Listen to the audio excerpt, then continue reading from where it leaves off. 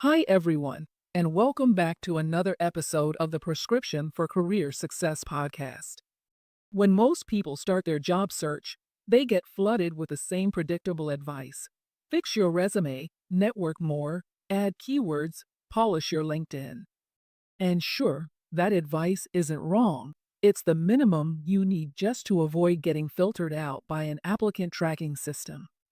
But here's the truth nobody talks about: that bare minimum approach is not enough to help you land a high-value, fulfilling role. If you really want to get noticed, you have to stop playing defense and start playing offense. What actually gets you hired today is a mindset shift. You have to start seeing yourself not as an applicant, but as a strategic solution. Companies aren't hiring job titles, they're hiring people who can solve painful, expensive problems. The job title on the posting is the surface. The real opportunity sits underneath it, in the challenges that organization is struggling with right now. Instead of chasing job titles, start chasing high-value problems. Most job descriptions are written around tasks, not results, so you're not getting the full story just by reading the posting. Look deeper. Read the company's annual report. Listen to their earnings calls. Pay attention to the issues their executives keep mentioning. Maybe they're losing customers. Maybe they're struggling with operational waste. Maybe their digital transformation has stalled. Whatever that challenge is, that's the real job. That's where you position yourself. And when you frame your value around that problem, everything changes. You're no longer saying, "I have 5 years of experience." You're saying, "I saw in your earnings call that cost of goods sold is a top concern. In my last company, I implemented a strategy that cut those costs by 15%, and I'd love to explore how that experience could help your team." Now you're not another applicant. You're the answer to a business problem. That is how you immediately stand out. Another high-impact strategy is what I call the reverse job post. Instead of waiting for companies to open a role that perfectly matches your skills, create content that showcases the results you've delivered. Publish short case studies on LinkedIn. Share the story of how you improved a process, boosted revenue, reduced errors, or strengthened customer experience, and show the measurable results. Then close that post with intention. I'm looking for the next organization ready to invest in a 40% forecasting improvement.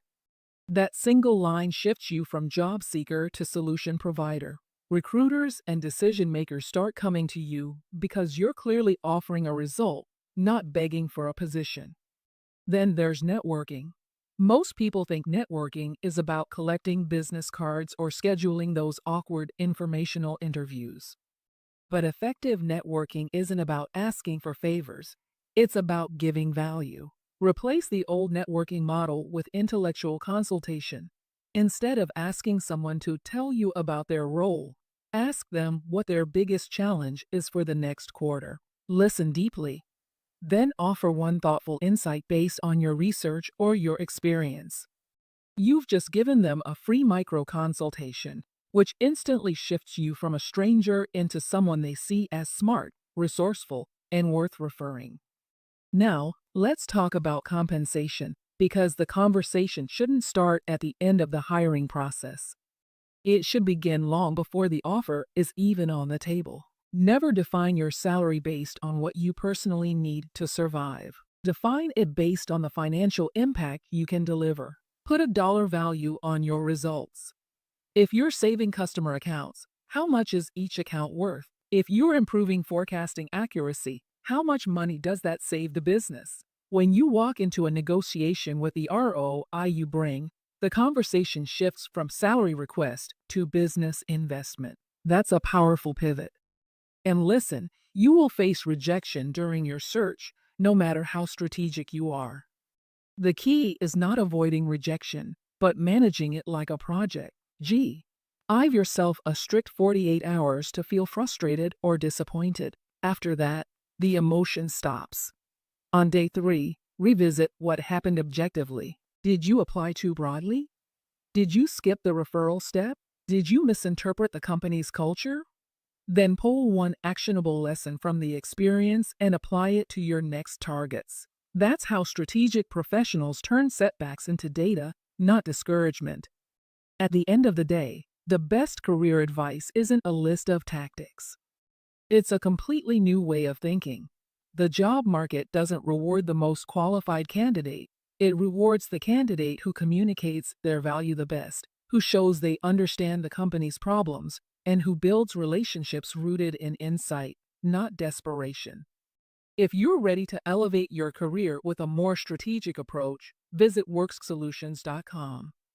You'll find tools, coaching, and workshops designed to help you move with confidence, communicate your value clearly, and position yourself